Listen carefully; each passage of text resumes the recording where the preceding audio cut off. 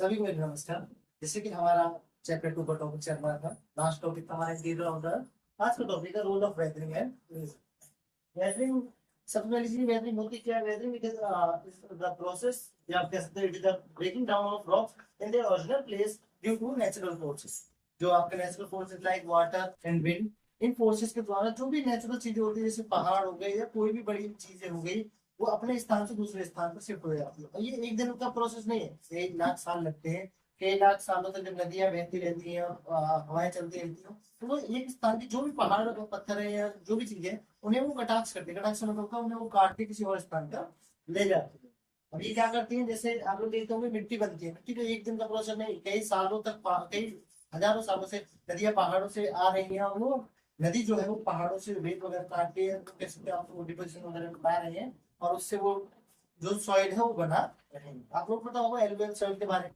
Alluvial soil का निर्माण इसी प्रकार से होता है, जलोढ़ मृदा का। कई लाखों सालों तक जो नदियां हैं वो अपने साथ सेल्फ लेके आते हैं पहाड़ों से। ठीक है। इसके बाद अगला जो हमें बताया है कि वेदरिंग हो गई, तो वेदरिंग के बाद इरोजन। अब इरोजन क्या होता है? It is the removal and transport of weather material from one place to another. Erosion और कुछ नहीं बल्कि जो भी वेदरिंग के बाद जो भी चीजें हुई है, जो भी मटेरियल बना है, उसको रिमूव करना वहां से और उसको ट्रांसपोर्ट करना एक स्थान से दूसरे स्थान, ये इरोजन कहलाता है। ठीक है। इरोजन कैसे? इरोजन से क्या बनते हैं? एग्जाम्पल के लिए जैसे आप देखते हो इरोजन से लैंडस्केप बन जाते हैं। कई सारे देखते हैं ना आप कि बड़े बड़े पहाड़ जो इरोजन के द्वारा कटे हैं और कहीं और किसी और चीज का निर्माण हुआ है। इसके साथ वैलीज बनी है। वैलीज आप कह सकते हैं, जैसे आप देखते हो कि हजारों सालों से पहाड़ों से नदियां बह रही, तो ऐसा नहीं कि नदी बह रही तो कुछ हो नहीं रहा, बल्कि वो वी टाइप वैलीज वगैरह बना रहे हैं। तो आप देख सकते हैं कि इरोजन का क्या एग्जाम्पल्स। अब एक सवाल आता है, सर ये एजेंट कौन कौन से हैं जो ये चीजें करते हैं, जैसे वेदरिंग, इरोजन, इनको कौन कौन करते हैं सबसे ज्यादा? मेन फैक्टर्स बच्चों रिवर्स। लाखों सालों से पहाड़ से नदी आ रही है, और नदी कहीं ना कहीं एक लैंडस्केप का निर्माण कर रही है। पहाड़ से जो मिट्टी या सिर्फ जो भी कटाक्ष से मिला उससे वो एक स्थान का निर्माण कर रही है। अगला है बच्चों विंड।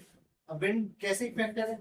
हजारों सालों से आप लोग देखते होंगे रेगिस्तान में जो रेतीली मिट्टी है या रेगिस्तान में बना हुआ है, वो एक दिन का बना हुआ नहीं, हजारों सालों से जो हवाएं हैं बड़े बड़े पहाड़ों या कह सकते हो आप बड़े बड़े पत्थरों का कटाक्ष करती है, उधर उन्होंने रेत का निर्माण, रेगिस्तान का निर्माण किया है।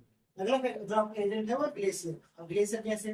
बड़े बड़े ग्लेशियर जो अंटार्कटिका जैसे आप देख सकते हो, अंटार्कटिका जैसे महाद्वीप से कटकर अलग हो रहे हैं, कहीं ना कहीं वो भी एक एजेंट के रूप में देखते हैं। तो इस वीडियो में हमने इतना जाना है। ठीक है।